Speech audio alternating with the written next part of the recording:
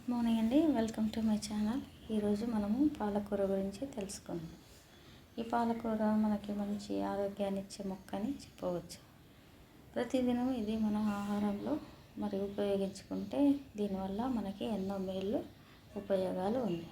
ముఖ్యంగా ఈ పాలకూరలో vitamin A, vitamin C, vitamin K సమృద్ధిగా ఉంది.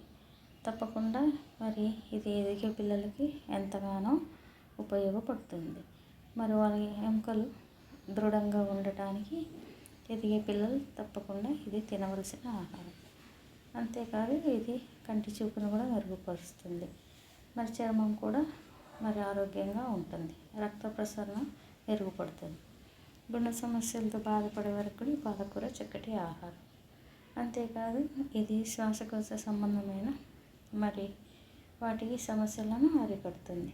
ఇందులో శరీరానికి కావలసినంత కాల్షియం మనకి పాలకూరలో ఉంటుంది. తప్పకుండా మనం ప్రతి ఒక్కరం ప్రతిదినం ఈ ఆకును ఉపయోగించుకుంటే తప్పకుండా మనకి మంచి ఆరోగ్యాన్ని చేకూరుస్తుందని అనుకుంటున్నాను. ప్రతి ఒక్కరు దీన్ని ఉపయోగిస్తే ఎంతో మేలు. ధన్యవాదాలు.